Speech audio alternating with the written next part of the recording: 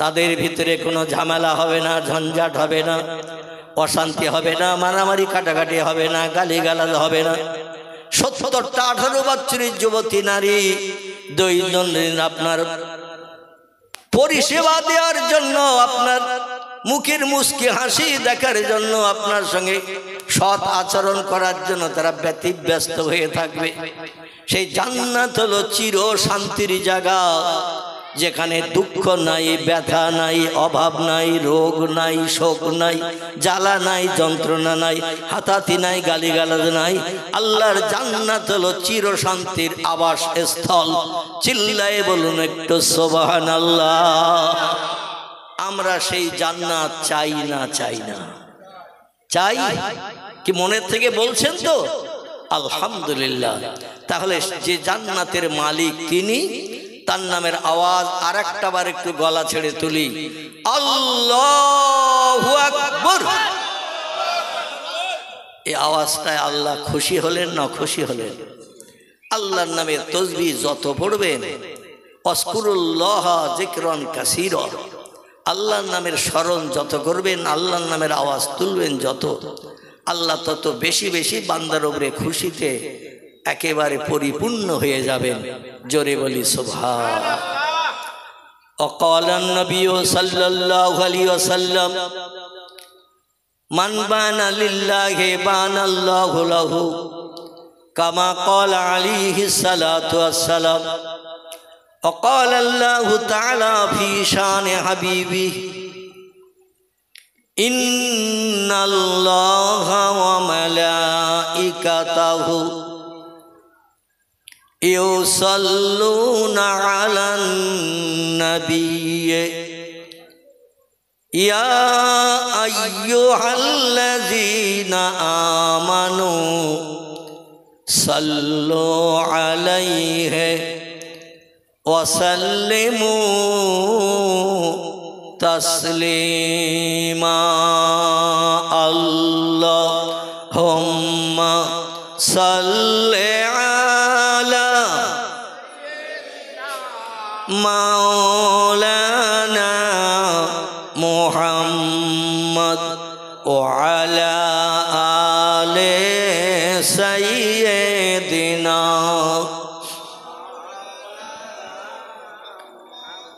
ওরে গোলাপ তুই কি প্রথম, ওরে গোলাপ তুই কি প্রথম চুমেছিলি মোর নবীর কদম,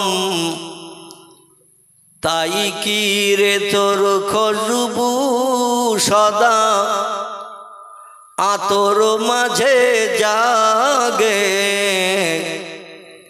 মুহাম্মদ নাম যতই জপি ততই মধুর লাগে,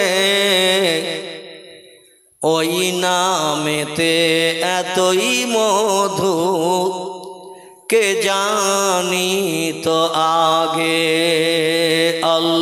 আল্লাহুম্মা সাল্লি আলা, মোহব্বতে প্রাণ খুলে পড়ুন, মাওলানা মুহাম্মদ ওয়া আলা আলি সাইয়্যিদিনা। ওরে ভ্রমর তুই কি প্রথম, ওরে ভ্রমর তুই কি প্রথম চুমেছিলি মোর নবীর কদম, তাই কি রে তোর গুনগুনানি শুনতে মধুর লাগে। মুহাম্মদ নাম যতই জপি ততই মধুর লাগে, ওই নামেতে এতই মধু কে জানি তো আগে। আল্লাহুম্মা সাল্লি আলা মাওলানা মুহাম্মদ وعلى آل سيدنا।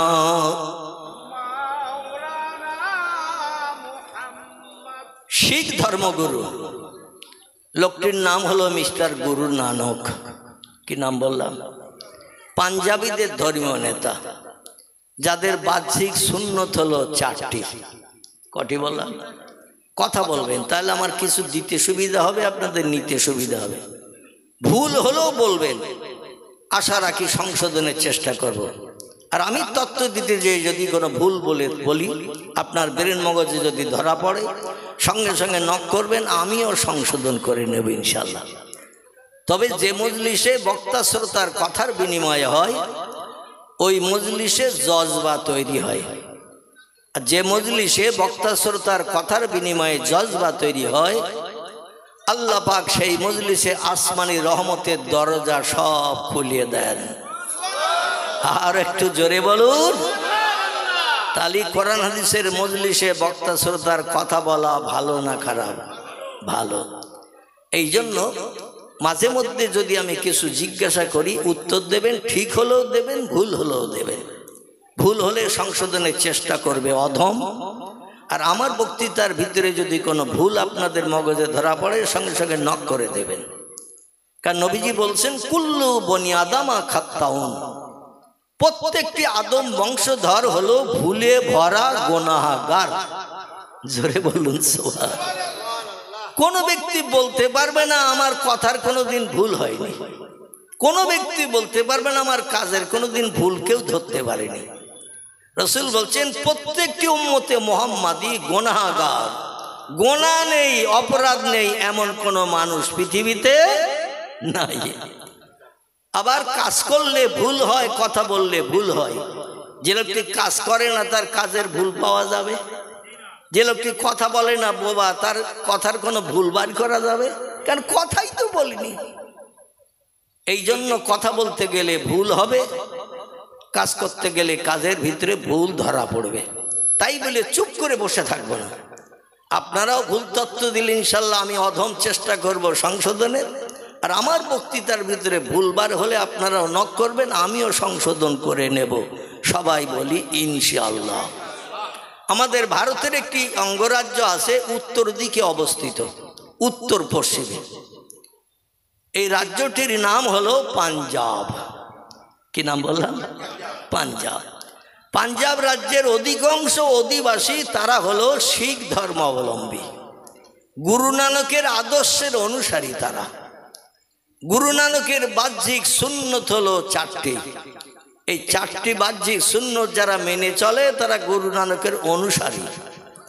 আমাদের পয়গম্বর মুহাম্মদ রাসূলুল্লাহরও বাহ্যিক সুন্নত 4টি। জোরে বলুন একটু সুবহানাল্লাহ। আমাদের নবীর কটি? গুরু নানকের যেমন 4টি, আমাদের পয়গম্বরও তেমন 4টি।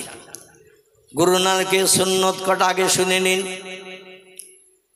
গুরু নানকের প্রথম সুন্নত হলো মাথায় পাগড়ি বাঁধা।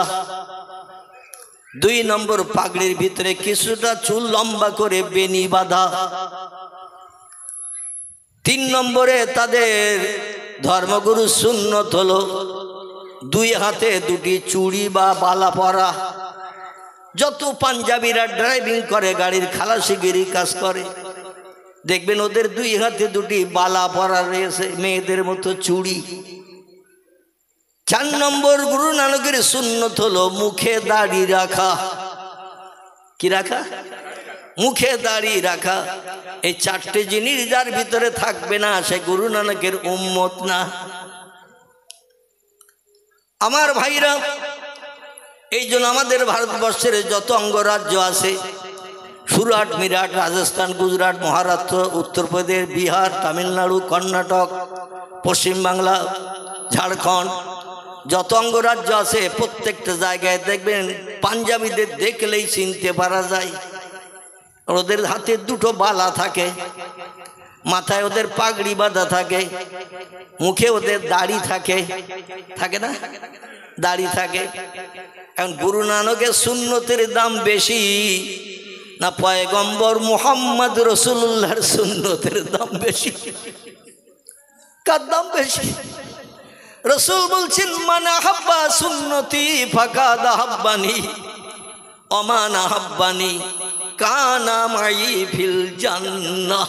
জোরে বলুন আল্লাহু আকবার। আল্লাহ নবী বলছেন আমার বাহ্যিক সুন্নত হলো চারটি।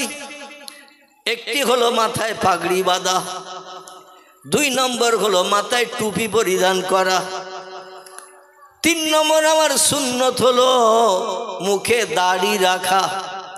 নবী বলছেন মান কাতা আল্লাহিয়া ফাকাত কাতালানি, যে লোকটি আমার সুন্নত দাড়িকে কর্তন করে বানর হনুমান মার্কা চেহারা বানালো, ফাকাতালানি, সে উম্মত আমারে যেন মার্ডার করে দিয়ে দিল। নবীর যদি কেউ সুন্নত নষ্ট করে মার্ডার করে, ও লোকটার ঠিকানা জান্নাতে হবে না জাহান্নামে হবে।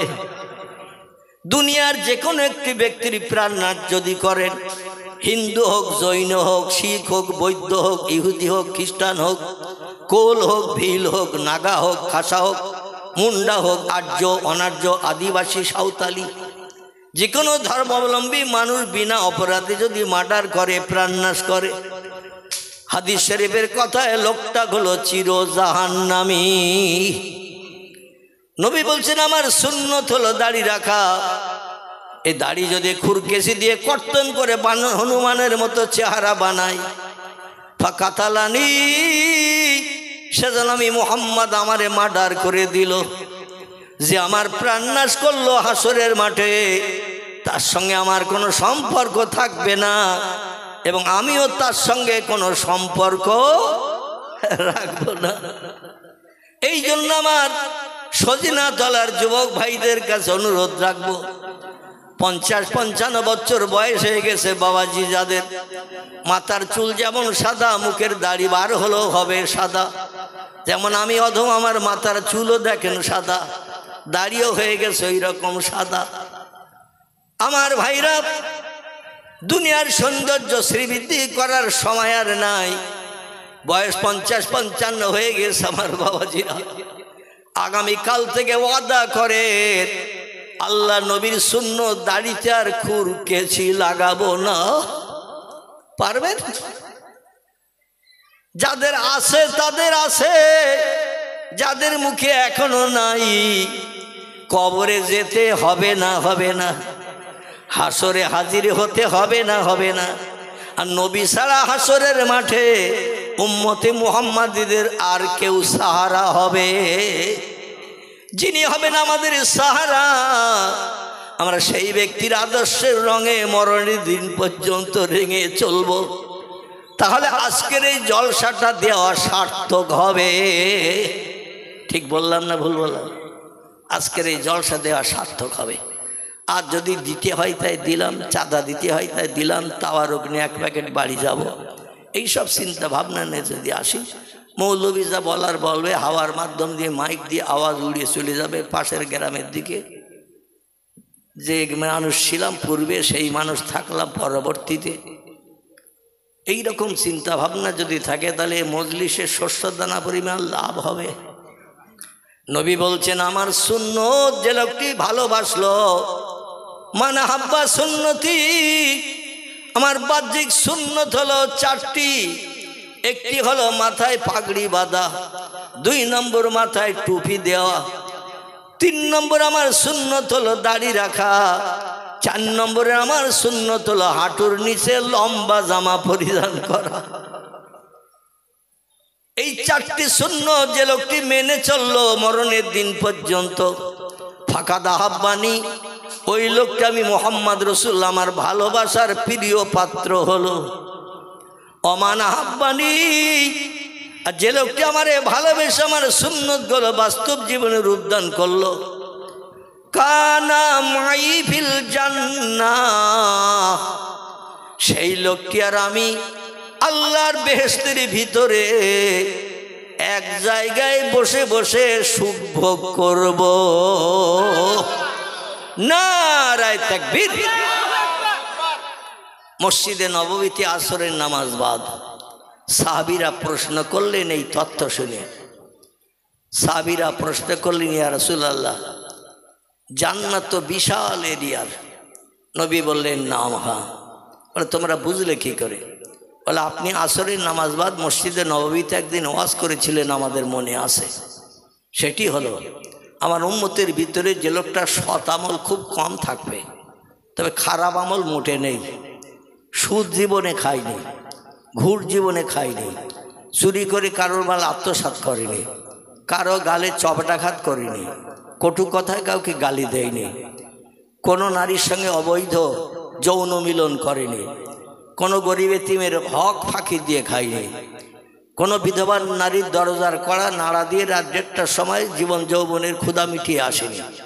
খারাপ কাজ খুব কম তার, তবে ভালো কাজ খুব বেশি করতেও পারেনি। হাসরের মাঠে মিজানের দাড়ি পাল্লায় ওয়াকিমুল ওয়াজনা বিল কিসতি ওয়ালা তুকসিরুল মিজান। আল্লাহ বলছেন হাসরের মাঠে যেদিন হাজির দেবে, প্রত্যেকের জীবনের কৃতকর্মের হিসাব নিকাশ মিজানের দাড়ি পাল্লায় করা হবে। যে যেমন আমলের প্রতিদান পাবে, যে যেমন আমলের কাজ করে আমার কাছে হাজির হবে।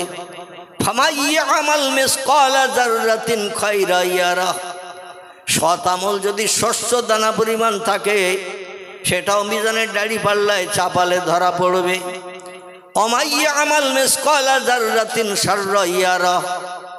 আবার খারাপ কাজ, বদ কাজ, যে লোকটি শস্য দানা পরিমাণ করবে, সেটাও মিজানের দাড়ি পাল্লায় চাপালে সেটাও চোখে আঙুল দিয়ে দেখিয়ে দেওয়া হবে। জোরে বলুন আমিন।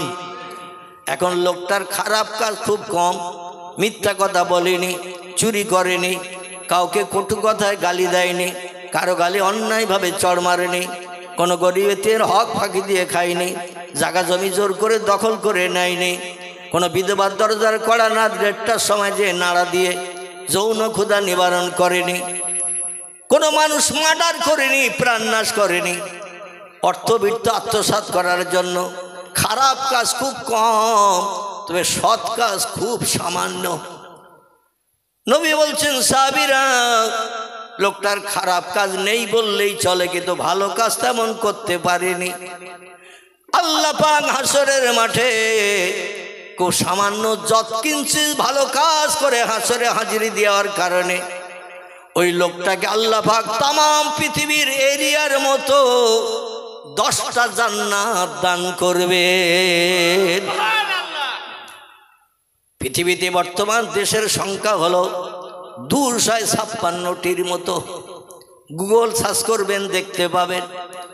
Japan, German, America, Holland, Poland, Italy, Brazil, Thailand, Singapore, Burma, Rangoon, Hindustan, Pakistan, Afghanistan, Iraq, Iran, Kuwait, Jordan, Arab, পারস্য, তুরস্ক, Libya, Nigeria, Indonesia, Malaysia, Sri Lanka, Burma, Tajikistan, Kazakhstan, Balochistan, Azerbaijan, Armenia, Saudi Arab, শাহী, শাম, সিরিয়া, মরক্কো, ইয়ামান, বুলগেরিয়া, আছে না দেশ। এইভাবে পৃথিবীতে দেশের সংখ্যা 256টির মতো। এই 256টা দেশ মিলে, পাহাড় মিলে, সাগর মিলে পৃথিবী, তাই তো নাকি? এই এরিয়ার ভিতরে যত পাহাড় আছে তাও এর ভিতরে ভরা, যত সাগর আছে এর ভিতরে ভরা। ভারত মহাসাগর, বঙ্গোপসাগর, আরব সাগর, এমন করে আটলান্টিক মহাসাগর, ভূমধ্য সাগর, নীল দরিয়া থেকে শুরু করে যত সাগর আছে সব সাগরগুলো পৃথিবীর ভিতরে ভরা।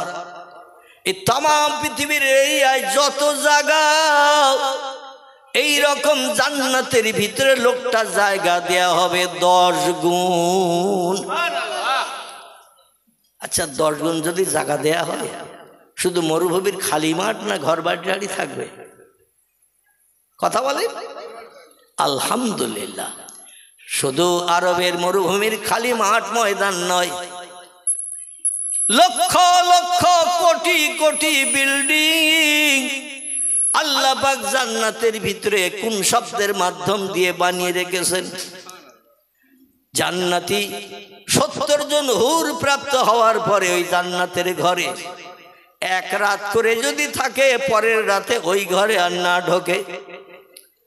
লক্ষ কোটি বছর পেরিয়ে গেল, এক ঘরে 2 দিন থাকার দরকার হবে না।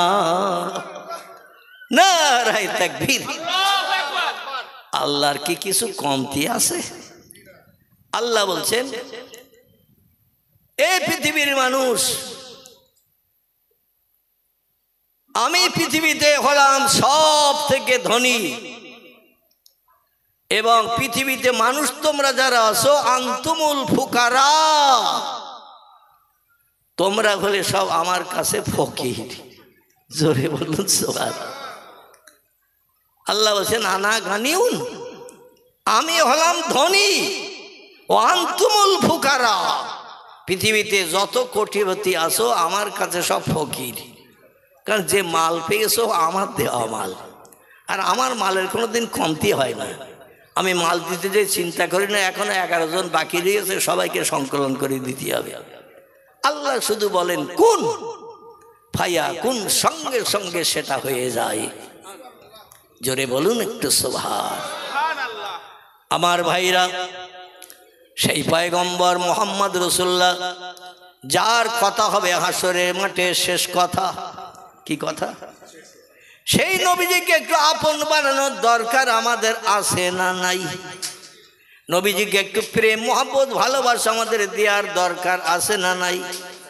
শিখ ধর্মগুরু গুরু নানক একটি তথ্য দিয়েছেন ইতিহাসে, কিয়ামত পর্যন্ত তার তথ্যটা ইতিহাস থেকে মুছবে না। বইটির নাম হলো হযরত মুহাম্মদ রাসূলুল্লাহ সম্বন্ধে অমুসলিম মনীষীদের বাণী।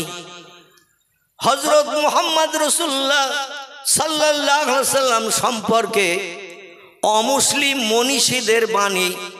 লেখকের নাম ডক্টর আফাজুল্লাহ রোমেনা আফাজ, বাংলাদেশ থেকে পাবলিশড হয়েছে বইটি। যদি সময় পান একটু বইটি আলগা করে দেখবেন, শত শত উত্তম তথ্য তাতে পরিবেশন করা হয়েছে, পৃথিবীর জ্ঞানী জ্ঞানী ব্যক্তিদের কথা। আমি একটা কথা আপনাদের কাছে উদ্ধৃতি দিচ্ছি। গুরু নানক বক্তব্য রাখতে রাখতে অনুচরদের কাছে বললেন, এ আমার অনুচরেরা, শিষ্য শাগিরদেরা, আমি একটি তথ্য তোমাদের কাছে পরিবেশন করি, তোমরা সকলে শোনো। তথ্যটি হলো এই, সাধু সমাজকারক ব্রাহ্মণ গাজী পীর ও কুতুবগণ অশেষ উপকার কুড়াইতে পারবেন যদি তারা ইসলামের নবীর প্রতি একটু ভক্তি ভরে দরুদ শরীফ পাঠান। আর একটু জোরে বলা যাবে না? তিনি বলছেন সাধু সমাজকারক ব্রাহ্মণ গাজী পীর ও কুতুবগণ অশেষ উপকার কুড়াইতে পারবেন যদি তারা ইসলামের নবীর প্রতি একটু ভক্তি ভরে দরুদ শরীফ পাঠান। আমাদের ভারতের জাতির জনক যিনি, নাম তার মহাত্মা গান্ধী। কম বেশি আমরা তারে চিনি। 3 রাস্তা 4 রাস্তার মোড়ে দেখবেন স্ট্যাচু করে, ওখানে মহাত্মা গান্ধীর একটা স্ট্যাচু ফটো লাগানো হয়, ধুতি পরা আছে না, চোখে এরকম চশমা লাগানো, বুড়ো বেটা এক হাতে লাঠি এক হাতে ধরা আছে, ধুতি। উচ্চ শিক্ষিত, আমেরিকা থেকে ইংল্যান্ড থেকে উচ্চ শিক্ষা নিয়ে এসেছিলেন, ইংরেজি ভাষার পোকা ছিলেন মহাত্মা গান্ধী। তিনি একটি তথ্য দিয়েছেন আমাদের নবীজির সম্পর্কে। তিনি বলছেন প্রতীচ্য যখন অন্ধকারে নিমজ্জিত ছিল, প্রাচ্যের আকাশে উদয় হয়েছিল এক উজ্জ্বল নক্ষত্র, তা থেকে আর্ত পৃথিবী পেয়েছিল আলো, দুনিয়ার মানুষ পেয়েছিল স্বস্তি ও শান্তি। সেই নক্ষত্রটির নাম রামকৃষ্ণ পরমহংসদেব নয়, বুদ্ধদেব নয়, চৈতন্যদেব নয়, গুরু নানক নয়, মহাবীর নয়, আচার্য কেশবচন্দ্র নয়, মোজেস নয়, যিশু নয়, বালক ব্রহ্মচারী নয়। তিনি হলেন মক্কার জ্যোতি, মদিনার বাতি।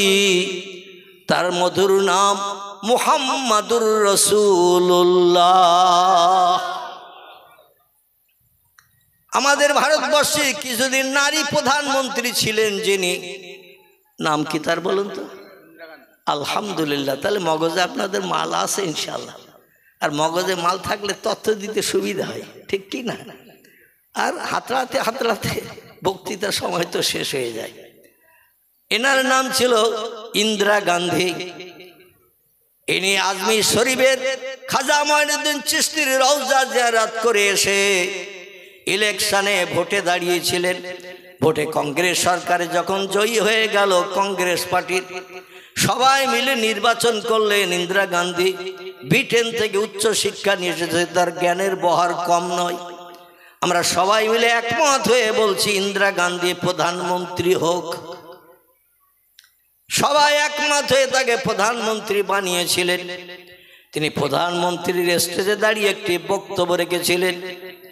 হযরত মুহাম্মদ রাসূলুল্লাহর জীবন আদর্শ তাম পৃথিবীর মানুষের কাছে আজ অত্যন্ত মূল্যবান হয়ে দেখা দিয়েছে। আমার মতে বলে পৃথিবীর সকল মানুষের উচিত মুহাম্মদ রাসূলুল্লাহর আদর্শের অনুসরণ অনুকরণ করা। নারায়ে তাকবীর। আমার ভাইরা, এই স্বাধীন ভারতে প্রথম প্রধানমন্ত্রী হয়েছিলেন কংগ্রেস পার্টি থেকে, যিনি নাম হলো তার পণ্ডিত জওহরলাল নেহরু। নাম শুনেছেন তো নাকি? জওহরলাল নেহরু। ইনি ইংরেজি ভাষার পোকা ছিলেন, ইংরেজি ভাষার পোকা। পণ্ডিত জওহরলাল নেহরু ইন্দিরা গান্ধীর বাবা। ইনি যখন প্রধানমন্ত্রী হলেন, ইন্দিরা গান্ধী তখন বাচ্চা, ইলেকশনে দাঁড়ানোর মতো তখন বয়সও হয় নাই। জওহরলাল নেহরুকে যখন প্রধানমন্ত্রী বানানো হলো, সকলে একমত করে তার উপরে রায় দিয়ে দিল। উনি বলেছেন, আমাকে যদি প্রধানমন্ত্রীর দায়িত্ব পালন করতে হয় সারা ভারতবর্ষে, আমি একটি তথ্য দেব নেতাদের কাছে, আমার তত্ত্বটা বাস্তবে রূপ দান করতে হবে। নেতারা বললেন, কি তথ্য আপনি দিতে চাচ্ছেন বলুন, চেষ্টা করব আপনার তত্ত্ব বাস্তবে ভারতবর্ষের জমিনে প্রণয়ন করার, ভারতবর্ষের জমিনে ছড়িয়ে দেওয়ার, আপনার কথাটা যাতে জনগণ মেনে চলে। উনি বলেছিলেন, আমি পরিশ্রম করে কষ্ট করে রাত জেগে একটা বই লিখেছি, বই, এই বইটা ভারতের জনগণের কাছে বিনা পয়সায় পৌঁছে দিতে হবে। সবাই যেন বইটা পড়ার সুযোগ পায়, পয়সার অভাবে নয়, বিনা পয়সায় ফ্রিতে দিতে হবে। বললেন, আপনি কি বই লিখেছেন রাত জেগে জেগে ঘুম কামাই করে? উনি বললেন, আমার লেখা বইটির নাম হলো দ্য সেইন্স অফ মুহাম্মদ সাল্লাল্লাহু আলাইহি সাল্লাম। একটু চিল্লায়ে বলুন সুবহানাল্লাহ। ইংরেজি ভাষায় বই লিখলেন, বইয়ের নামকরণ করলেন দ্য সেইন্স অফ মুহাম্মদ সাল্লাল্লাহু আলাইহি সাল্লাম। এর বাংলা নাম হলো মুহাম্মদ রাসূলুল্লাহর বাণী। নারায়ে তাকবীর। সেই নবী বিশ্ববাসীর কাছে আজও উচ্চ মর্যাদার আছেন না নাই? পৃথিবীতে যত দেশের উচ্চ শিক্ষিত জ্ঞানী বিজ্ঞানী আছে, একটা তথ্য একটু আপনাদের কাছে পরিবেশন করে সামনে এগিয়ে যাই, তাহলে বুঝতে সুবিধা হবে। একটু মোহাব্বতে কলেমার জিকির, লা ইলাহা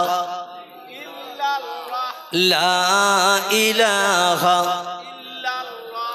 লা ইলাহা ইল্লাল্লাহু মুহাম্মাদুর। কাক ডাকে কাকা রবে, কাক ডাকে কাকা রবে, কোকিলের স্বর মধুর লাগে, ডাকে এসে এই বসন্তের হাওয়ায়, আল্লাহ ছাড়া মাবুদ নাই, বলো লা ইলাহা ইল্লাল্লাহ লা ইলাহা লা ইলাহা ইল্লাল্লাহ মুহাম্মাদুর রাসূলুল্লাহ। আমার ভাইরা, সেই নবী মুহাম্মদ রাসূলুল্লাহ সম্পর্কে এই কিছুদিন হলো আমেরিকার একজন উচ্চ শিক্ষিত হায়ার এডুকেটেড জ্ঞানী পণ্ডিত লোকটির নাম হলো ডক্টর H.M. হার্ট। কি নাম বললাম? Doctor H.M. হার্ট। ইংরেজি দেশের মানুষ, নামও ইংরেজি মার্কা।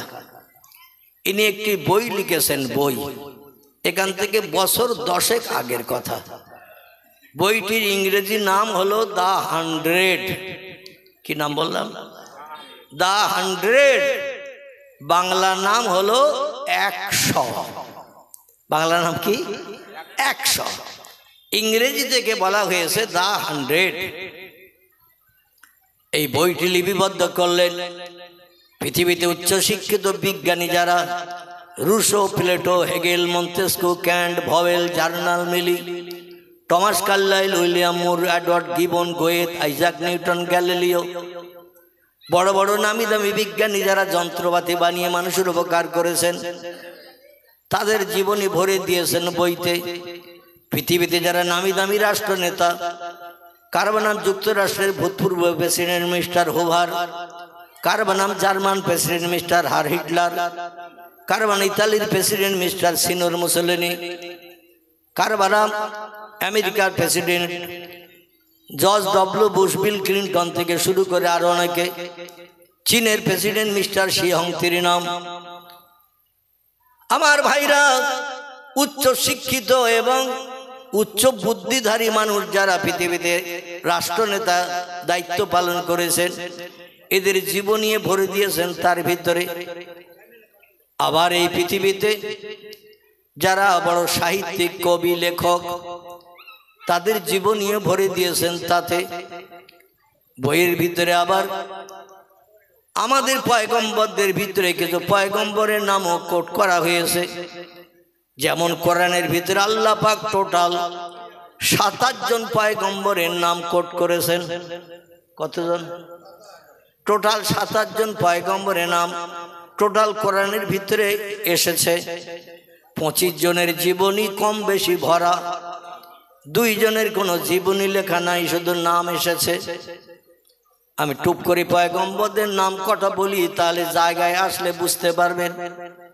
কারবা নাম আদম, কারবা নাম শীষ, কারবা নাম ইদ্রিস, কারবা নাম নূহ, কারবা নাম ইব্রাহিম, কারবা নাম ইসমাইল, কারবা নাম ইসহাক, কারবা নাম ইয়াকুব, কারবা নাম ইউসুফ, কারবা নাম দাউদ, কারবা নাম সুলাইমান, কারবা নাম মুসা, কারবা নাম হারুন, কারবা নাম হুদ, কারবা নাম লুত, কারবা নাম সালেহ, কারবা নাম জাকারিয়া, কারবা নাম এহিয়া, কারবা নাম আইয়ুব, কারবা নাম ইউনুস, কারবা নাম শোয়েব, কারবা নাম ইলিয়াস, কারবা নাম ওজায়ের, কারবা নাম ঈসা, কারবা নাম মুহাম্মাদুর রাসূলুল্লাহ।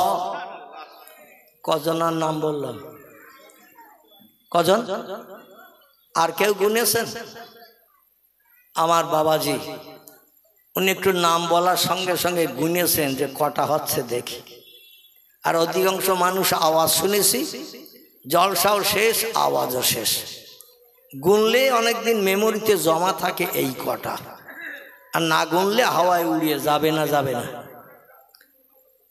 এই 25 জন পয়গম্বরের জীবনী কম বেশি কোরআনের ভিতরে এসেছে, আর 2 জন পয়গম্বরের কোনো জীবনী কোরআনের ভিতরে আসে নাই, শুধু নাম এসেছে।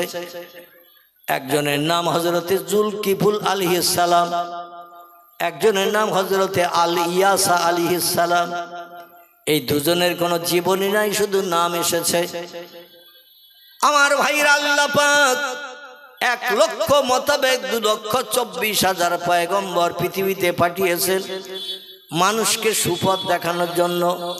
কোনটা ন্যায়, কোনটা অন্যায়, কোনটা ভালো, কোনটা মন্দ, কোনটা সত্য, কোনটা মিথ্যা, কোনটা খারাপ, কোনটা ভালো, এগুলো মানুষকে শুনিয়ে মানুষকে সুপথ দেখানোর জন্য, ভালো মানুষ বানানোর জন্য পয়গম্বরেরা দায়িত্ব পালন করে চলে গেছে। সর্বশেষ পয়গম্বর আসলেন যিনি, আল্লাহ পাক তার নামটাও কোরআনে কোট করে দিয়েছেন যাতে আমাদের চিনতে, জানতে, বুঝতে সুবিধা হয়। জোরে বলুন সুবহানাল্লাহ। বর্তমান পৃথিবীতে ধর্মের সংখ্যা 4,500-এর উপরে। কত বললাম? 4,500-এর উপরে ধর্ম বিদ্যমান। এই ৪,৫০০ ধর্মাবলম্বী যারা আছে এদের ধর্মীয় নেতা আছে না নাই? প্রত্যেকটি ধর্মাবলম্বীদের ধর্মীয় নেতা থাকা আবশ্যক, কারণ নেতারা নেতৃত্ব দেয়, জনগণ মেনে চলে। এইভাবে ধর্ম চালু আছে পৃথিবীতে। আমার ভাইরা, বর্তমান পৃথিবীতে সুনামীয় কিছু ধর্মীয় নেতা আছে। কারো নাম রামকৃষ্ণ পরমহংসদেব, কারো নাম বুদ্ধদেব, কারো নাম চৈতন্যদেব, কারো নাম গুরু নানক, কারো নাম মহাবীর, কারো নাম আচার্য কেশবচন্দ্র, কারো নাম মোজেস, কারো নাম যিশু, কারো নাম সক্রেটিস, কারো নাম বালক ব্রহ্মচারী, যারা সুনামী হিসাবে পৃথিবীতে বিদ্যমান। এখন একটা মানুষকে যদি বলা হয় এই ৪,৫০০ ধর্মাবলম্বী নেতাদের ভিতরে কোন নেতাটা সেরা, কোন নেতাটা শ্রেষ্ঠ, আপনি বাছাই করে যাচাই করে তথ্য দিন। একটা নেতা ভালো মন্দ যাচাই করতে গেলে তার পিছনে কমপক্ষে ২ মাস ঘুরতে হবে না? হবে না? ২ দিন ৪ দিন কোনো নেতার পিছনে ঘুরলে সে যে ভালো কি মন্দ ওটা কি যাচাই করা সম্ভব হবে? ২-৪ দিন আদর্শ ভালো দেখাবে, ৫-৭ দিন পরে দেখবেন তার আদর্শের কিছু ত্রুটি বিচ্যুতি নজরে ধরা পড়বে। ৪,৫০০ ধর্মাবলম্বী নেতার ভিতরে কোন নেতাটা সেরা, এটা যাচাই করতে গেলে কমপক্ষে অন্তত মাস ২ তার সঙ্গে ঘুরতে হবে, উঠতে বসতে সবসময় তার সঙ্গে থাকতে হবে। আর প্রত্যেকটি নেতার পিছনে যদি ২ মাস করে সময় দেন, বুড়ো হয়ে মারা যাবেন তো সব নেতার আদর্শ কি আপনি দেখতে পাবেন? পারবেন না। আল্লাহ বলেন ৪,৫০০ ধর্মাবলম্বী নেতাদের ভিতরে সেরা কে? আমার সত্য কোরআনে তার নাম কোট করে দিয়ে দিলাম, যাতে তোমাদের জানতে বুঝতে চিনতে বিন্দু মাত্র সময় বেশি না লাগে। জোরে বলুন সুবহানাল্লাহ। আল্লাহ পাক কোরআনের ভিতরে তত্ত্ব কোট করে দিলেন, কোরআন সত্য না মিথ্যা? কোরআনের শুরুতে ইন্ট্রোডাকশন, সূচনা ভূমিকাতে আল্লাহ তত্ত্ব কোট করেছেন, যালিকাল কিতাবু লা রাইবা ফিহি। লৌহে মাহফুজে সংরক্ষিত সেই কোরআন, যে কোরআন আমি পূর্বে সংরক্ষণ করে রেখেছিলাম। আদম নবীর জমানায় ছিল কোরআন লৌহে মাহফুজে, শীষ নবীর জমানায় ছিল, নূহ নবীর জমানায় ছিল, ইব্রাহিম নবীর জমানায় ছিল, ইসমাইলের জমানায় ছিল, হুদ, লূত, সালেহ, জাকারিয়া, ইয়াহিয়া সব নবীর জমানায় ছিল। কিন্তু আমি ও কোরআন পৃথিবীতে পাঠাই নাই পয়গম্বরদের হাত বরাবর, দুনিয়ার মানুষকে চোখে দেখার জন্য পাঠাই নাই। ১০৪খানি যে কেতাব আমি আল্লাহ আসমান থেকে বান্দাদের কল্যাণের জন্য পাঠিয়েছি, এই কেতাবটা আমি পূর্বে বানিয়েছিলাম আর সর্বশেষে পৃথিবীতে পাঠিয়ে দিলাম উম্মতে মুহাম্মাদীদের কেবল উপকারের জন্য। কিয়ামত পর্যন্ত আসমানে কোনো কেতাব আর আসবে না। এই কেতাবটি এমন কেতাব, কিয়ামত অবধি মানুষের যা কিছু দরকার প্রয়োজন হবে আমি অ্যাডভান্স সব ওর ভিতরে ভরে দিয়ে ইমানদার মুমিনদের ঘরে পাঠিয়ে দিলাম। কারণ দুনিয়া ধ্বংস হতে সময় লাগবে, মানুষের তখন আবার নতুন ধর্মগ্রন্থের প্রয়োজন হবে, এটার কোনো ব্যাপার নয়। যা কিছু ভবিষ্যৎকালের মানুষের দরকার হবে সেগুলো আমি কোরআনে অতীতে ভরে দিয়ে দিয়েছি। সেই কোরআনে আল্লাহ বলছেন যালিকাল কিতাবু লা রাইবা ফিহি। এই কোরআনের ভিতরে যত বিষয়ে তথ্য পরিবেশন করা হয়েছে, যত নবী আম্বিয়াদের জীবনী কোট করা হয়েছে, যত ওলিয়া উলিয়াদের কথা আমার কোরআনের ভিতরে বর্ণনা করা হয়েছে, কোনটা হালাল কোনটা হারাম, কোনটা হক কোনটা না হক, কোনটা সত্য কোনটা মিথ্যা, এগুলো মানুষকে যাচাই করে চলার জন্য আমার কোরআন আমার পয়গম্বর মুহাম্মদ রাসূলুল্লাহর হাত বরাবর তোমাদের ঘরে পৌঁছে দিয়েছি। ওই কোরআনে যত বিষয়ে তত্ত্ব পরিবেশন করা হয়েছে লা রাইবা ফি, একটা তত্ত্বের ভিতরে শস্য দানা পরিমাণ সন্দেহ পর্যন্ত নাই।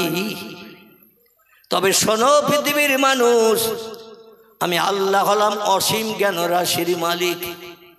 ওমা উতীতুম মিনাল ইলমি ইল্লা কালিলা। আল্লাহ বলছে মানুষ তোমাদের ব্রেন মগজে যে জ্ঞান, যে জ্ঞানের মাধ্যম দিয়ে ক্যালকুলেটর মেশিন বানিয়েছো, কম্পিউটার বানিয়েছো, রিমোট কন্ট্রোল বানিয়েছো, স্যাটেলাইট বানিয়েছো, ইন্টারনেট বানিয়েছো, উপগ্রহ বানিয়েছো, চন্দ্রযান বানিয়েছো, পাতাল রেল বানিয়েছো, রেডিও বানিয়েছো, ভিডিও বানিয়েছো, ভিসিআর বানিয়েছো, কোল্ড স্টোর হিমঘর বানিয়েছো, ইলেকট্রিক লাইন বানিয়ে দিয়েছো। দিনের বেলা যেমন আলো, রাতের বেলাও তেমন আলো, ঠিক কিনা? ভবিষ্যতে আরো অনেক কিছু বানাবে মানুষ, যেগুলো এখন মানুষ দেখতে পাচ্ছে না, ভবিষ্যতে দেখতে পাবে। তবে শুনে নাও, তাই বলে যেন ধারণা করিও না আমার থেকে তোমাদের জ্ঞান বেশি, এই ধারণা যেন করিও না। কারণ তোমাদের মগজে যে জ্ঞান দিয়েছে, যে জ্ঞানের মাধ্যম দিয়ে রিসার্চ করে গবেষণা করে যন্ত্রতে মেশিন বানাচ্ছ, তোমাদের জ্ঞানের দৌরাত্ম কতটা, মগজের জ্ঞানের মশলা কতটা তোমরা তো বলতে পারবে না। কারণ তোমাদের বানিয়েছে আমি, মশলা কতটা জানি আমি। জোরে বলুন সুবহান। এই জন্য আমি বলছি ওমা উতীতুম মিনাল ইলমি, ও মানুষ তোমাদের ব্রেন মগজের জ্ঞান কতটা শুনে নাও। তোমাদের জ্ঞান হলো আমি আল্লাহ, আমার জ্ঞানের কাছে সামান্যতম একটুখানি। এত কিছু বানানো সত্ত্বেও তোমাদের মগজের জ্ঞান হলো আমার জ্ঞানের কাছে একটুখানি। তোমরা সীমিত জ্ঞানের অধিকারী, আমি আল্লাহ হলাম অসীম জ্ঞানের অধিকারী। আমার জ্ঞানের সঙ্গে পাল্লা দিয়ে ভবিষ্যৎ কাল পর্যন্ত তোমরা কোনোদিন জয়ী হতে পারবে না। জোরে বলুন একটু সুবহানাল্লাহ। যদি বলেন হোয়াট ইজ দ্য ডকুমেন্ট, তাহলে একটু তথ্যের দিকে আমাদের এগিয়ে যেতে হবে, কোরআনের তথ্যে। আল্লাহ পাক কোরআনের ভিতরে দুটি দলের মানুষের জীবনী কোট করেছেন। কটি বললাম? দুটি দলের মানুষের জীবনে আল্লাহ কোরআনে কোট করে দিয়েছেন। আরে দুটি দলের মানুষের অনুসরণ অনুকরণ কথা করার কথা বলেছেন, খুব ভালো করে শোনেন এবার। একটি দলের নাম হলো নবী আম্বিয়ার দল, একটি দলের নাম হলো ওলি আউলিয়ার দল। নবী হলো এক বচন, আম্বিয়া হলো বহু বচন। একজনকে বলা হয় নবী, বহুজনকে বলা হয় আম্বিয়া। একজনকে বলা হয় ওলি, বহুজনকে বলা হয় আউলিয়া। পৃথিবীতে এই দুটি দলের মানুষ কেবল আল্লাহর আপন বনার সুযোগ পেয়েছে। আর যত দলের মানুষ পৃথিবীতে বাস করছে, এরা কেউ আল্লাহর আপন নয়। বোঝা গেল? কি বোঝা গেল? আমার ওয়াজকে একটু কড়া হয়ে যাচ্ছে নাকি? একেবারে সরল বাংলা ওয়াজ করছি, বুঝতে পারছেন তো নাকি? এখন যদি বলেন হুজুর তাম পৃথিবীতে কত দলের মানুষ বসবাস করে, আপনি বললেন দুটি দলের মানুষ কেবল আল্লাহকে আপন বানিয়েছেন, আল্লাহর সঙ্গে নৈকট্য তৈরি করেছেন। আর যত দলের মানুষ আছে এরা কি কেউ পারেনি? আমি বলবো না না না, কেউ পারেনি। আল্লাহর সঙ্গে সম্পর্ক গাঢ়তর তৈরি করেছে দুটি দলের মানুষ।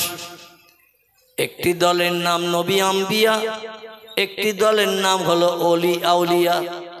আর যত দলের মানুষ পৃথিবীতে আমরা বাস করি, চাষি তাঁতি কামার কুমোর সুতোর ধোপা নাপিত, ডাক্তার কবিরাজ হাকিম জজ উকিল ব্যারিস্টার মাস্টার, এমন করে পৃথিবীতে ইঞ্জিনিয়ার, বিজ্ঞান দর্শন ইঞ্জিনিয়ার, ভৌগোলিক ঐতিহাসিক সাহিত্যিক, যত দলের মানুষ পৃথিবীতে বাস করে এরা কেউ আল্লাহর আপন হতে পারেনি। আপনাদের ভিতর থেকে হয়তো কেউ বললেন হুজুর তাহলে আপনারা, এই আমার নাম বলিস আমার নাম, আমরা তো মৌলবী, টুপিওয়ালা, দাড়িওয়ালা, লম্বা জামাওয়ালা, কিন্তু চাষির নাম করলাম, তাঁতির নাম করলাম, কামারের নাম করলাম, কোমরের নাম করলাম, ধোপার নাম করলাম, দর্জির নাম করলাম, ডাক্তারের নাম করলাম, মাস্টারের নাম করলাম, বিজ্ঞানের নাম করলাম, দর্শনের নাম করলাম, ইঞ্জিনিয়ারের নাম করলাম, আরো যত দলের মানুষ আছে কেউ আল্লাহর আপন হতে পারেনি। কিন্তু হুজুর আপনারা, এবার আমি আমাকেও বাদ দেব না, আপনাদের দলে ঢুকিয়ে নেব। আপনারা খুশি হবেন না খুশি হবে? আমার নামটা ওই দলে ঢুকাবো। কোন আলেম পারিনি, হাফেজ পারিনি, কারি পারিনি। তাহলে হয়তো বলবেন হুজুর আমাদের মসজিদের ইমাম, আপনাদের মসজিদের ইমাম আল্লাহর দলে ঢুকতে পারেনি, মুয়াজ্জিন ঢুকতে পারেনি, মুক্তাদিও পারেনি। খুব ভালো করে বুঝবেন, মসজিদের ইমাম আল্লাহর আপন হতে পারিনি, মুয়াজ্জিন আপন হতে পারিনি, মুক্তাদি প্রতিদিন 5 ওয়াক্ত নামাজ পড়ে যারা তারাও পারেনি, আলেম পারেনি, হাফেজ পারেনি, কারি পারেনি, মুফতি পারেনি। পেরেছে কারা? দুটো দল বললাম তো, শুধু একটা বললে হবে না। সেই খোদার কসম, আমার মতো টোকো মৌলবী পারিনি, হাফেজ পারিনি, কারি পারিনি। আমি একটা মসজিদে ইমামতি করছি বর্তমান 40 বছর হলো। ক বছর? 40 বছর হলো। 1985 সাল থেকে নিয়ে 2025 শেষ হয়ে যাচ্ছে নাকি? এই 40 বছর হলো দেখতে দেখতে আমি একটা মসজিদে ইমামতি করি, পুরো তারাবি নামাজ পড়ালাম। এই অসুস্থ থাকা অবস্থাও রমজানের রোজা একটাও মিস করি নাই। আমার বাড়ি থেকে আবার 13 কিলোমিটার দূর যেতে হয় মসজিদে ইমামতি করতে, আপ ডাউন 26 কিলোমিটার রাস্তা। বিকালবেলা রোজাই থেকে গাড়ি চেপেই 13 কিলোমিটার যাওয়ার সময় মনে হয় আল্লাহ রাস্তায় পড়িয়ে মরবো নাকি, আর তো হচ্ছে না। এই রকম অসুস্থ মানুষ তো আমি কম বেশি, আপনারা জানেন। আমার পেটটা পুরো ফাড়া, পাঁজরের কাঠের এখান থেকে নিচে পর্যন্ত 21টা সেলাই। কটা বললাম? 21টা সেলাই, পুরো পেট ফাড়া। আমার 2টি কিডনি ড্যামেজ হয়ে গিয়েছিল। 2.5 বছর কলকাতা আর.এন. টেগর হসপিটাল, দেবী শেঠির হসপিটাল মুকুন্দপুর, একদিন বাদ একদিন আমার বাড়ি থেকে 85 কিলোমিটার রাস্তা, একদিন বাদ একদিন ডায়ালিসিস করতে যেতে হয়েছে। বেডের উপরে শুয়ে থাকতে হয়েছে আমাকে 4 ঘন্টা করে। শুধু আমাকে একা নয়, আরও যারা ডায়ালিসিস করতো সবাইকে 4 ঘন্টা। মাঝে মাঝে সেন্সলেস হয়ে যেতাম, মাঝে মাঝে জ্ঞানশূন্য হয়ে যেতাম, মাঝে মাঝে বমি হতো, মাঝে মাঝে পায়ের শিরা যেন এই কেটে গেল, এমন টান টান হয়ে যেত। ওরা আবার তালপাতার পাকার হাওয়া দিয়ে দিয়ে আস্তে আস্তে গায়ের ঘামটা কাটিয়ে আবার একটু ওষুধপত্র খাইয়ে ইঞ্জেকশন করি আবার হুঁশ ফিরাত। 2.5 বছর ডায়ালিসিসের পরে কলকাতা আর.এন. টেগর হসপিটাল, গত 18ই জানুয়ারি 2024 আমি অপারেশন হয়েছি। অপারেশনের পরে 1 বছর আবদ্ধ ঘরের ভিতরে থাকতে হয়েছে। আমার পেশাবের জায়গা আলাদা, পায়খানার জায়গা আলাদা, খাওয়ার বাটি আলাদা, প্লেট আলাদা, গেলাস আলাদা। আমার কোনো জিনিস কেউ ব্যবহার করতে পারবে না। এইভাবে আমি 3 বছর ডাক্তারি নির্দেশ মেনে চলার পরে আল্লাহ পাক একটু শেফায়ে কুল্লিয়া দিয়েছেন, তাই স্টেজে বসে আপনাদের সঙ্গে দুটো কথা বলার সুযোগ পাচ্ছি। আমার গ্রামের 95% মানুষের ধারণা ছিল মসজিদের মাইকে কখন অ্যালাউন্স হবে মৌলভী আবুল কালাম মরে গেছে। শতকরা 95% মানুষের ধারণা ছিল আমি আর বাঁচব না। 3 বছর কিডনি রোগে আক্রান্ত ছিলাম। খরচ হয়েছে কম বেশি অপারেশন পর্যন্ত 80 লক্ষ টাকা। কত বললাম? 80 লক্ষ টাকা অপারেশন পর্যন্ত খরচ। ডাক্তারকে দিতে হয়েছে 11,60,000। যিনি কিডনি দিয়েছেন তাকে দিতে হয়েছে 6.5 লক্ষ। অপারেশনের পরে খরচ হয়ে গেছে প্রায় 8 থেকে 9 লক্ষ, এখনো চলছে। এদিন ডাক্তার দেখাতে গেলাম, বললাম স্যার এই ওষুধের পাজা আর কতদিন খেতে হবে? তো বললো যতদিন বাঁচবেন ততদিন 12-14 ট্যাবলেট দুবারে খেতে হবে। মানে মুড়ি খায় যেমন 6টা-7টা করে ট্যাবলেট একবার খেতে হয়। এইভাবে আল্লাহ অধমকে বাঁচিয়েছেন। তবে আমার দৃঢ় বিশ্বাস নবী আর পৃথিবীতে আসবে না, নবীর আগমন আর হবে না। একটা দলের মানুষ কিয়ামত পর্যন্ত পৃথিবীতে থাকবে, তারা হলো ওলি আউলিয়ার দল। আপনাদের মতো কিছু মহব্বতের ভক্ত আমার আছে, রাতের বেলা আমার ওয়াজ না শুনে ঘুমায় না, এবং আমি অধম রাতের বেলা তাহাজ্জুদের নামাজ পড়ে চোখের পানি ফেলে দোয়া করেছে। আল্লাহর নবী বলছেন রাত্র দ্বীপ্রহরের পর থেকে নিয়ে ফজরের আযান ধ্বনির আগ পর্যন্ত এই সময়টাকে আরবিতে বলা হয় তাহাজ্জুদ। কি বলা হয়? তাহাজ্জুদ। ওমিনাল লাইলি ফাতাহাজ্জাদ বিহি নাফিলাতাল লাক আসা আইয়াবআসাকা মাকামাম মাহমুদা। জোরে বলুন সুবহানাল্লাহ। আল্লাহর নবী বলছেন ডাক্তার, কবিরাজ, হাকিম, বৈদ্য কাউকে দিয়ে যখন কোনো কাজ না হবে, একটি কাজ করলে আল্লাহ দিনান দিয়ার বান্দার মুখে হাসি ফুটান। সেই কাজটি হলো রাত্র দ্বীপ্রহরের পর থেকে নিয়ে ফজরের আযান ধ্বনির আগ পর্যন্ত যে বান্দা ঘুমকে হারাম করবে, বিবি বাচ্চার মায়া ছেড়ে দেবে, নফল নামাজ পড়বে, কোরআন তিলাওয়াত করবে, জেকে রাজগার করবে, সময় মতো তাসবিহ তাহলিল পাঠ করার পরে আল্লাহর কাছে দুখানা হাত তুলে দোয়া করে চোখের পানি নাকের ডগা পর্যন্ত যদি নামিয়ে দিতে পারে, পয়গম্বর আইয়ুব নবীর মতো 18 বছরের কুষ্ঠরোগগ্রস্ত রোগী বিনা ঔষধে আল্লাহ তারে সেবা দিয়ে রাজিত্ব ফিরিয়ে দিয়েছে। নারায়ে তাকবীর। তবে ধৈর্য ধরতে হবে। ফাসবরুন জামিলুন আল্লাহুল মুস্তাআনু আলা মা তাসিফুন। আল্লাহ বলেন বিপদ মুসিবত বান্দাদের আমি মাঝে মাঝে দিই। বান্দারা কেমন আমার আপন প্রেমিক, বান্দারা আমার আপন কেমন যাচাই করার জন্য মাঝে মাঝে রোগ শোক বালা মুসিবত দিয়ে থাকি।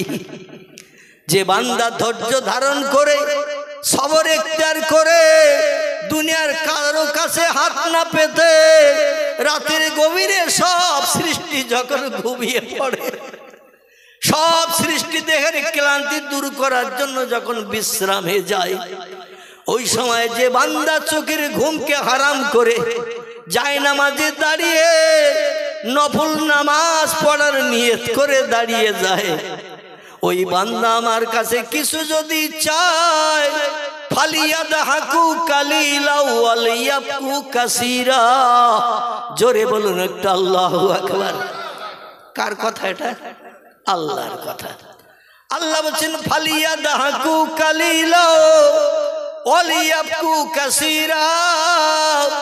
ও বান্দারা আমার যদি রাজি করতে চাও, আমার কাছ থেকে যদি কিছু প্রাপ্ত হতে চাও, জীবনের সুখ শান্তি আমার কাছ থেকে যদি মিটাতে চাও, দুটি কাজ একটু কম বেশি করে করে নাও। কঠিন। আল্লাহ বলেন দুটি কাজ একটু কম বেশি করে করে নাও। একটি কাজ হলো ফালিয়াদহাকু কালিলা।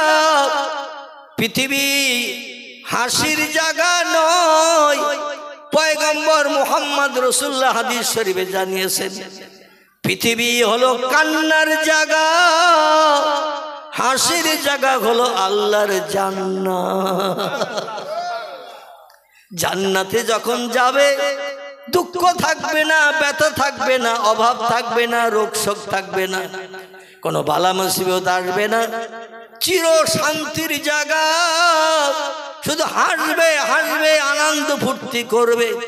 70টা যুবতী মেয়ে ছেলে হুর তোমার স্ত্রী হবে, তাদের নিয়ে শুধু আনন্দ ফুর্তি করতে পারবে। তবে দুনিয়ার জমিনে যতদিন বাঁচবে চোখের পানি একটু আমার কাছে বেশি বেশি করে ফেলিও। আল্লাহ কোরআনে বলছেন হাসো কম, কাঁদো একটু বেশি বেশি। কেতাবে এসেছে কাঁদলে তিনটে কাজ খুব তাড়াতাড়ি হয়। কটি? কাঁদলে তিনটি কাজ খুব তাড়াতাড়ি হয়। কাঁদলে রুহু সাফ হয়, কাঁদলে গুনাহ মাফ হয়, কাঁদলে আল্লাহ বান্দা বান্দির উপরে খুব তাড়াতাড়ি রাজি হয়ে যায়। চোখের পানি এমন একটি জিনিস, আবু ঈসা তিরমিজি রাহমাতুল্লাহ আলাইহি তার লিখিত হাদিসের কিতাব তিরমিজি শরীফের ভিতরে তিনি লিপিবদ্ধ করেছেন, আল্লাহকে যদি কেউ রাজি করতে চাও, জীবনে সুখ শান্তি মিটাতে চাও, তাহলে একটু কাঁদো বেশি বেশি। আমাদের এখন কান্না আছে, বরং আমাদের কি আছে? উল্টোটা আছে। আমাদের এখন শুধু হাসি আর হাসি। হাসির জন্য আগে পাশের কাছে লোক লাগতো, এখন আর হাসির জন্য পাশের কাছে লোক লাগে না। পাশের কাছে একটা জিনিস লাগে। আলহামদুলিল্লাহ আমার ভাই ধরতে পেরেছেন। এখন মুখে হাসি ফোটানোর জন্য পাশের কাছে একটা জিনিস লাগে, যেটা পকেটে হাত দিলেই পাওয়া যায়। এর নাম কি? Mobile machine. আর এখন সিনেমা হল তো বন্ধ হতে চলেছে। আমাদের বসিরহাটে 3টি বড় বড় সিনেমা হল ছিল। প্রয়োজন হলে আপনারা একটু দেখে আসতে পারেন আমার কথাটা মিথ্যা কি সত্য। একটি সিনেমা হলের নাম ছিল ফাল্গুনী, একটি সিনেমা হলের নাম ছিল দেবযানী, একটি সিনেমা হলের নাম হলো মিলনী। আল্লাহর অফুরন্ত রহমত, দুটি হল ভেঙে এখন জায়গা ক্লিয়ার করা হয়েছে। আর একটা নদীতে ডোবো ডোবো ভাব। এই সিনেমা হলটির নাম হলো মিলনী। ফাল্গুনী মেন রোডের ধারে বসিরহাট কলেজের কাছে ভেঙে চুরমার করে জায়গা ক্লিয়ার। দেবযানী বসিরহাট ময়লা খোলার পাশে সব থেকে বড় সিনেমা হল ভেঙে চুরমার করে জমির মালিক এখন অন্য ব্যবসা চিন্তা ভাবনা করছে। কারণ সিনেমা হলে এখন আর লোক যাচ্ছে না ফিল্ম দেখতে। আমাদের বসিরহাট রোড বারাসাত মেন রোডের ডান পাশে দেগঙ্গা বাজার বলে একটা জায়গা আছে। এই দেগঙ্গা বাজারে ঢুকতে ওই ব্যাকের কাছে, মানে ব্যাক পেরিয়ে গেলেই সামনে বাজার। ওই ব্যাকের ডান পাশে একটা সিনেমা হল ছিল, নাম ছিল তার তারা। কি নাম? ভেঙে চুরমার করে দিয়েছে। সিনেমা হলে পয়সা দিয়ে এখন আর কেউ ছবি দেখতে যায় না, কারণ প্রত্যেকের পকেটে পকেটে সিনেমা হল ভরা। ঠিক না ভুল? প্রত্যেকের পকেটে সিনেমা হল ভরা। আর এমন মেশিন বিজ্ঞান বানিয়ে দেশে, এ এখন হাসির জন্য পাশে লোক লাগে না।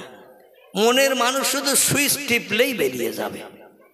আরে অবৈধ নারীর ফেস কাটিং চেহারা দেখে মন গরম করলে আল্লাহর কাছে আপনি পাপী বান্দা হিসাবে বিবেচিত হবেন। জোরে বলুন একটু নাউজুবিল্লাহ। আরে মেশিন অতি বেশি বেশি ব্যবহার করার কারণে চোখ যেমন নষ্ট হচ্ছে, ব্রেন মগজ তেমন লোপ পেয়ে যাচ্ছে।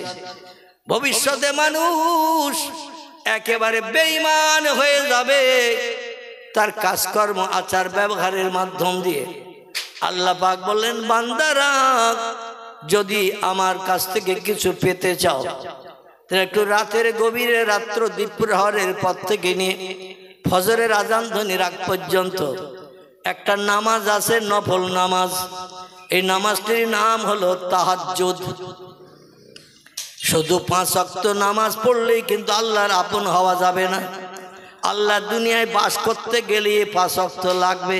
খুব ভালো করে বুঝবেন, আল্লাহ দুনিয়ায় বাস করতে গেলে 5 ওয়াক্ত নামাজ লাগবে হবে। আল্লাহ দুনিয়ায় বিবি বাচ্চা নিয়ে সংসার জীবনে সুখ ভোগ করতে গেলে 5 ওয়াক্ত নামাজ আপনার লাগবে। আল্লাহ আমার দুনিয়ায় বাস করবে, আমার নেয়ামত খাবে, আমার অনুদান বিবি বাচ্চা নিয়ে সংসার জীবনে সুখ ভোগ করবে। আমার দুনিয়া থাকতে গেলে তোমাকে একটু কাফারা দিতে হবে। এই জন্য 5 ওয়াক্ত নামাজ। এই 5 ওয়াক্ত কিন্তু আমার আপন বলতে পারবে না। আমার আপন বলতে গেলে তোমাদের একটু রাত জাগতে হবে। ফজরের নামাজের বাদে একটা নামাজ আছে, নাম কি বলেন তো? একজন আমার ভাই বলে দিয়েছে। এই নামাজটির নাম হলো ইশরাক। বেলা 10টা সাড়ে 10টার সময় একটা নামাজ আছে, এই নামাজটির নাম হলো চাশত। মাগরিবের নামাজের পর একটা বাড়তি নামাজ আছে, এই নামাজটির নাম হলো আওয়াবিন।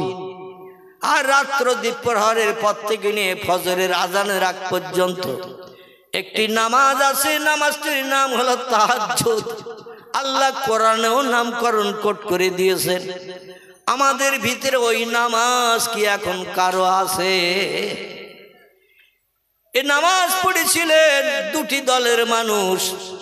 একটি দলের নাম নবী আম্বিয়ার দল, একটি দলের নাম হলো অলি আউলিয়ার দল।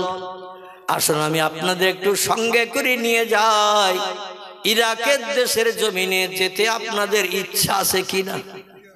ইরাক ইরাক ইরাক বিশ্বনবী মুহাম্মদ রাসূলুল্লাহর প্রিয় জামাই হযরতে আলী মুর্তজা যেখানে 6 বছর রাজত্ব কায়েম করে সৌদি আরবের সব দেশের লিডারগিরি করে খলিফা বনেছিলেন। জোরে বলুন সুবহানাল্লাহ। ইরাকের জমিনে একটি জায়গা আছে, জায়গাটির নাম হলো বসরা। কি নাম? আর একটা নাম আছে কুফা। কি নাম? কুফা বসরা, খুব প্রসিদ্ধ জায়গা। আমার ভাইরা, এই বসরা নগরীতে দুইজন তাহাজ্জুদ পড়া লোক, ইশরাক পড়া লোক, আওয়াবিন পড়া লোক, চাশত পড়া লোক দুইজন আছে। একজন হলেন নারী, একজন হলেন পুরুষ। তাহলে এই বর্ণটা শুনলে আমাদের দুই দলের লাভ হবে না? হবে না? একজন হলেন পুরুষ, একজন হলেন নারী। দুইজনের জীবনে একটু তুলে ধরবো আপনাদের কাছে, শুনতে রাজি আছেন? একজন ব্যক্তির নাম ইমাম হাসান বসরি রাহমাতুল্লাহ আলাইহি, একজন ব্যক্তির নাম হযরতে রাবিয়া বসরি রাহমাতুল্লাহ আলাইহি। জোরে বলুন একটু সুবহান, একটু মহব্বতে দরুদ শরীফ। আল্লাহুম্মা সাল্লি আলা সাইয়্যিদিনা মাওলানা ওয়া আলা আলি সাইয়্যিদিনা মাওলানা মুহাম্মদ।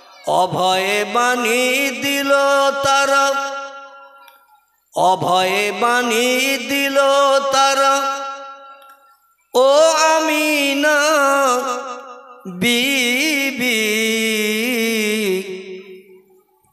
শিশু পুত্র তোমার হবে শেষ জামানার নবী। যে শিশুকে দেখে তারা, যে শিশুকে দেখে তারা রসুল মেনে গেল, সেই নবীর ওই মোহাব্বতে দরুদ মুমিন পড়ো। আল্লাহুম্মা সাল্লি আলা সাইয়্যিদিনা মাওলানা ওয়া আলা আলি সাইয়্যিদিনা মাওলানা মুহাম্মদ। একজন পুরুষ মানুষ, তার নাম ইমাম হাসান বসরি রাহমাতুল্লাহ আলাইহি। আর একজন মহিলা নারী, তার নাম হযরতে রাবিয়া বসরি রাহমাতুল্লাহ আলাইহা। জোরে বলুন সুবহান। হাসান বসরি তিনি রাত জেগে চাশতের নামাজ পড়ে, ইশরাকের নামাজ পড়ে, আওয়াবিনের নামাজ পড়ে আধ্যাত্মিক জগতের শৈল শিখরে পৌঁছে যে আল্লাহকে আপন বানিয়ে নিয়েছেন আগে। পরবর্তীতে একটা মেয়ে ছেলে মুরিদ, তার নাম রাবিয়া বসরি, বাবার 4 নম্বরের মেয়ে ছিল। চেহারাটা দেখতে একটু কালো ছিল। তো তার আরো 3টি বোন ছিল এ রাবিয়ার, তাদের চেহারা পত্র দেখতে একটু ভালো ছিল। 3টে বোনেরই পূর্বে বিয়ে হয়ে গিয়েছে, কিন্তু রাবিয়ার ফেসকাটের চেহারাটা দেখতে খুব ভালো ছিল না, যার কারণে এলাকার কোনো মানুষ তারে বিয়ে করতে চায়নি। তো রাবিয়া বলল, বিয়ে শাদী যখন হলো না, সংসার জীবন আমার আর হলো না, তো আমি আর বসে বসে কি করে দিন গুজরান করি?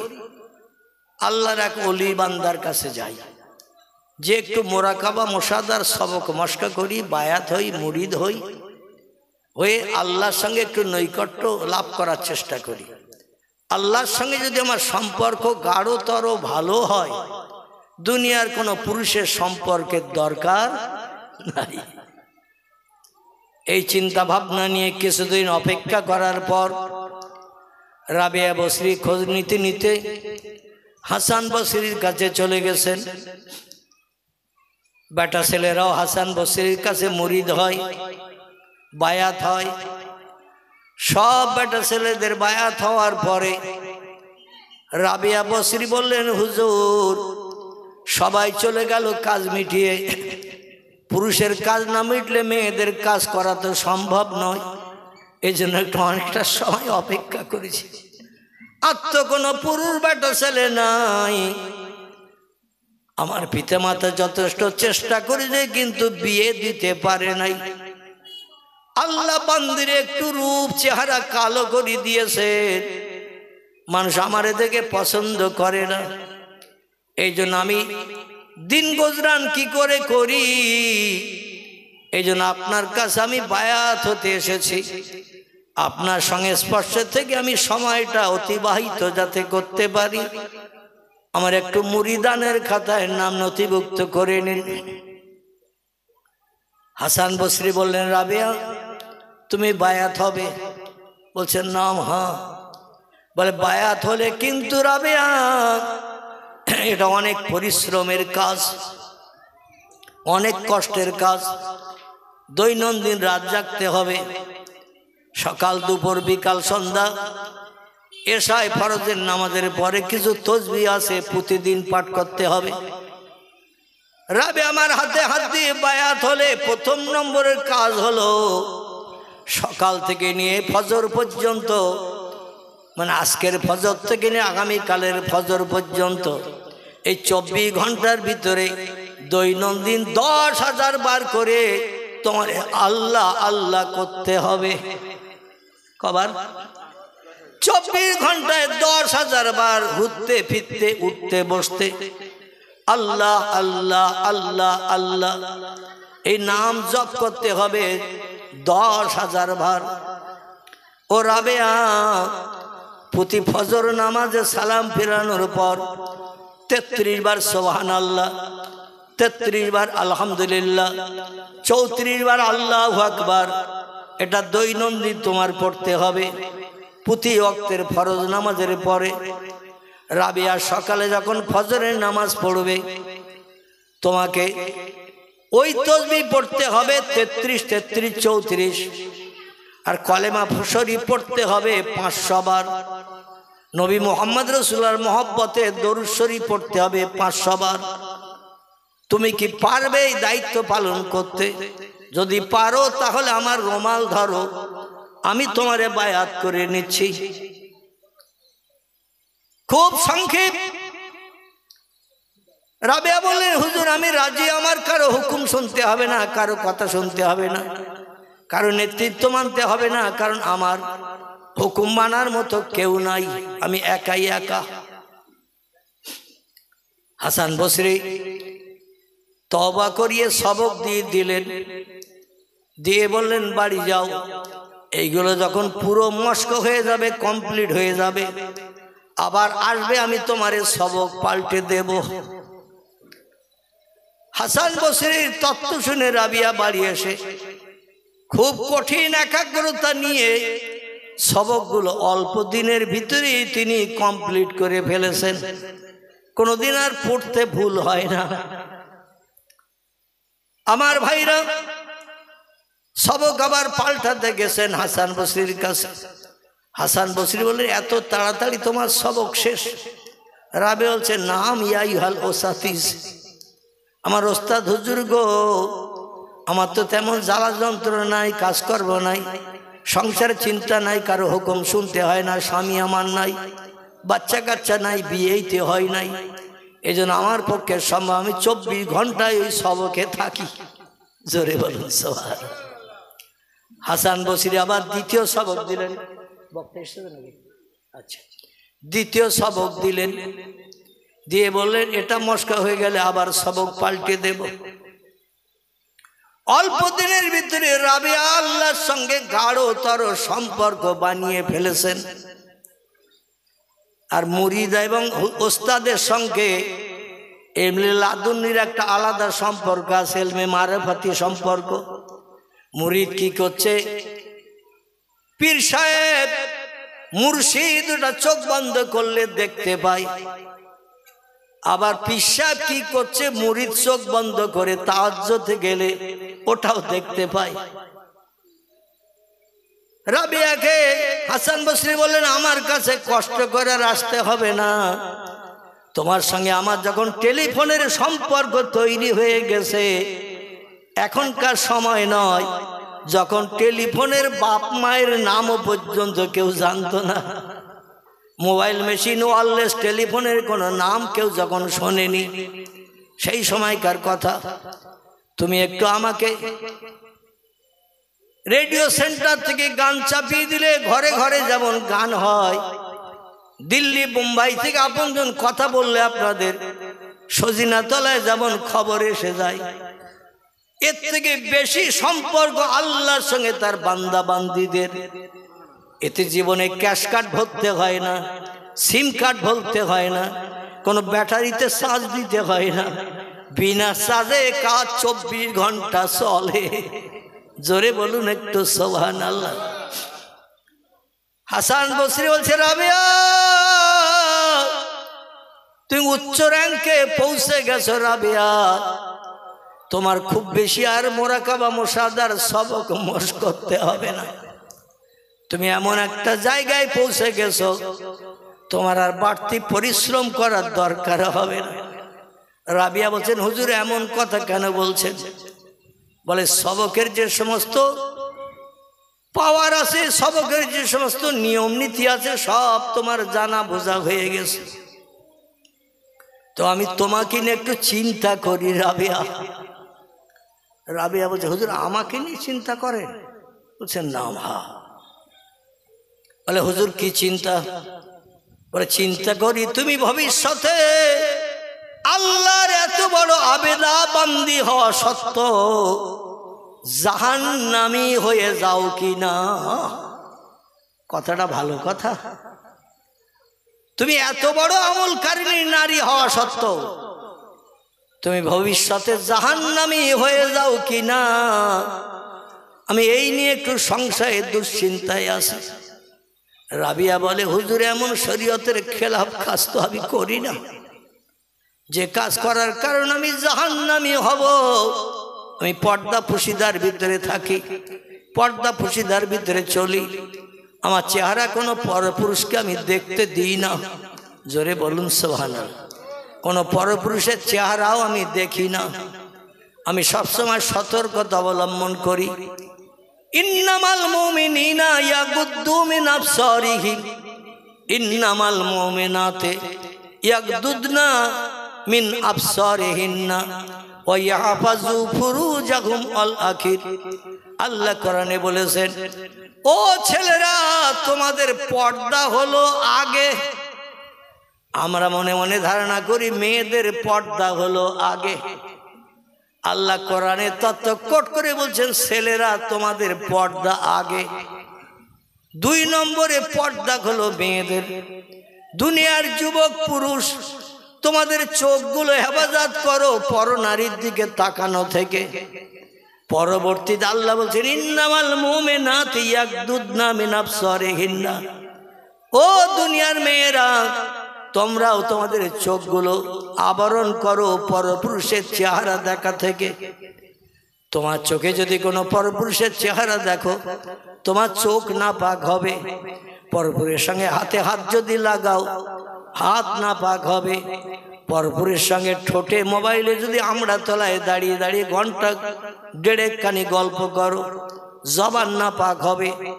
কোন পরপুরুষ তেঁতুল তলায় দাঁড়িয়ে বলছে আমি এখানে এসেছি দেখা করে যা, ও পায়ে হেঁটে যদি যায় তেঁতুল তলায় ওর পা নাপাক হয়ে যাবে। অবৈধ কাজে গেলে হাত পা নাক মুখ চোখ সব নাপাক অবৈধ হবে। আরে অবৈধ নাক মুখ হাত পা চোখ বৈধ করার জন্য ভালো বানানোর জন্য কি লাগবে? কথা বলেন না? আচ্ছা নিয়ে এসো, নিয়ে এসো। আমার ভাইরা, এ হাত পা চোখ নাক মুখ ভালো করার জন্য সাবান দিতে হবে। কাপড়ে ময়লা লাগলে যেমন পরিষ্কারের জন্য সার্ফ সাবান ব্যবহার করি, এই চোখ নাক মুখ কান হাত যদি অবৈধ কাজে ব্যবহার হয় এটা পরিষ্কার করার জন্য সাবান লাগবে। সাবান দুনিয়ার কাপড় চোপড় পরিষ্কারের জন্য যেমন সাবান লাগে গেলেস তৈরি করার জন্য, এটা পরিষ্কার করার জন্য সাবান লাগবে। সেই সাবানের নাম হলো তওবার সাবান। কিসের সাবান? তওবার সাবান। আস্তাগফিরুল্লাহাল্লাযী লা ইলাহা ইল্লা হুয়াল হাইয়ুল কাইয়্যুম ওয়া আতুবু ইলাইহি লা হাওলা ওয়ালা কুওয়াতা ইল্লা বিল্লাহিল আলিয়্যিল আযীম। নাসাই শরীফের হাদিস। আল্লাহ নবী বলছেন আমার কোন উম্মত এই তওবা ইস্তিগফার যদি 3টি বার পাঠ করে আল্লাহ তার 82 বছরের জীবনের গুনাহ মাফ করে মাসুম বানিয়ে দেয়। আমার সঙ্গে একটু পড়ুন এই তওবাটা। আস্তাগফিরুল্লাহ আল্লাযী লা ইলাহা ইল্লা হুয়াল হাইয়ুল কাইয়্যুম ওয়া আতুবু ইলাইহি লা হাওলা ওয়ালা কুওয়াতা ইল্লা বিল্লাহিল আলিয়্যিল আযীম। 3টে বার মাত্র পাঠ করলে আল্লাহ বান্দার 82 বছরের জীবনের সব গুনাহগুলো ধুয়ে মুছে সাফ করে বেগুনাহ বানিয়ে দেন। আল্লাহ প্রেমিক বান্দা বান্দির তালিকায় তার নাম নথিভুক্ত করে নেন। রাবিয়া বলছেন হুজুর আমি তো আমার বাস্তব চোখে কিছু খারাপ কাজ দেখছি না, আর আপনি আমার নিয়ে চিন্তা করছেন আমার জীবন আদর্শে কি খারাপ কাজ আপনার নজরে ধরা পড়েছে হুজুর? হাসান বসরি বলছে রাবিয়া তোমার নজরে কি ধরা পড়ে না? বলে না হুজুর, আপনি তথ্য দিলে আমি সেটা মান্যতা দেব। হাসান বসরি বলে রাবিয়া আল্লাহর পয়গম্বর জানিয়েছেন আন-নিকাহু মিন সুন্নতি ফামান রাগিবা আন সুন্নতি ফালাইসা মিন্নি। জোরে বলুন একটু আল্লাহু আকবার। পয়গম্বর হাদিস শরীফে জানিয়েছেন বিয়ে করাটা হলো আমার আদর্শের বৈশিষ্ট্য, বিয়ে করাটা হলো আমার সুন্নত। ফামান রাগিবা আন সুন্নতি, যে লোকটি আমার সুন্নতকে এহনাত করলো, ইনকার করলো, বাদ দাও তো বিয়ে করা কাজটা খারাপ। জোরে বলুন নাউজুবিল্লাহ। আমি মোহাম্মদ রসুল একাধিক ক্রমে 11 থেকে মতান্তরে 13টা বিয়ের পিড়িতে বসেছি। কটা? 11 থেকে 13টি বিয়ের পিড়িতে বসেছি। আর আমার এই সুন্নতকে যারা অ্যাভয়েড করবে, অস্বীকার করবে, এটা খারাপ কাজ মনে করবে, ফালাইসা মিন্নি, তার সঙ্গে আমার সঙ্গে হাসরে কোনো সম্পর্ক থাকবে না। নবী যদি রাবিয়া তোমার সঙ্গে সম্পর্ক না রাখে তুমি জান্নাতে যাবে কি করে? ও রাবিয়া এই জন্য তুমি বিয়ে করো, নবী সুন্নতটা আদায় করো। রাবিয়া বলছে হুজুর যত দাবি করবেন, একটা চেয়ারে নেবেন ভাই সাহেব, একটা চেয়ারে নেবেন না, খারাপ দেখাচ্ছে, খারাপ দেখাচ্ছে। আমার ভাইরা, ইমাম হাসান বসরি বলছেন রাবিয়া তোমার সব কাজ ভালো, নবীর একটা সুন্নত তোমার দ্বারা এখনো পর্যন্ত পরিপূর্ণতা লাভ করেনি, তুমি বিয়ে করো। রাবিয়া বলে হুজুর যত দাবি করবেন মান্যতা দেব, কিন্তু বিয়ে আমি করব না। হাসান বসরি বলছে রসুল যদি অখুশি হয় তোমার কিন্তু জান্নাত নসিবে জুটবে না। রাবিয়া বলছে হুজুর বিয়ে করাটা আমার ভালো লাগে না। হাসান বসরি বলছেন কেন, কারণ কি? রাবিয়া বলে হুজুর দুনিয়ায় বিয়ে করলে একটা পুরুষের মান্যতা দিতে হবে, তার হুকুম তামিল করতে হবে, তার জামা কাপড় পরিষ্কার করতে হবে, যখন যেটা চাইবে দিতে হবে। আর এই সব কাজগুলো করতে গেলে আল্লাহর ইবাদতে ঘাটতি হবে, আল্লাহর ইবাদতে ঘাটতি হবে। এই জন্য আমি বিয়ের পিড়িতে বসতে চাই না। হাসান বলে রাবিয়া ইরাকের বসরা নগরীর কুফা নগরীর কোন যুবক যদি তোমার পছন্দ না হয়, আমি হাসান বসরি লোকটা কেমন তুমি বলো। রাবিয়া বলে আল্লাহে লা শাক্কা ফিহে, সেই খোদার কসম খেয়ে বলি আল্লাহর প্রিয় বান্দার ভিতরে আপনিও একজন, আপনার ভিতরে কোনো খারাপই আমি দেখি না। হাসান বলে রাবিয়া আমার জীবন আদর্শ তোমার নজরে যদি ভালো লাগে তাহলে তুমি আমারে বিয়ে করে নবীর সুন্নতটা আদায় করতে পারো। জোরে বলুন সুবহানাল্লাহ। আমারে বিয়ে করতে পারো, আমার আমল কালাম আখলাক চরিত্র ব্যবহার কেমন লাগে। রাবিয়া বলছে হুজুর অতি উত্তম, আপনার আদর্শ চরিত্রের কোনো ঘাটতি নাই, বলে আমারে বিয়ে করো। রাবিয়া বলছেন হুজুর ওই দাবিটা আমার কাছে করবেন না, আমি যতদিন হায়াতে বাঁচবো বিয়ে আর করব না। জোরে বলুন সুবহানাল্লাহ। বক্তা এসে গেছেন, সময় অনেক লম্বা হয়ে গেছে, হ্যাঁ 10:30টার উপরে হয়ে গেছে, 35 হয়ে গেছে। আমার ভাই এসেছেন দূর দূরান্ত থেকে, তিনি ওয়াজ নসিহত করবেন। যেভাবে আপনারা বসে আছেন এভাবেই বসে থাকবেন, কেউ ওঠাউঠি করবেন না, শেষ দোয়া না করে কেউ যেন বাড়ি যাবেন না। রাজি আছেন তো নাকি?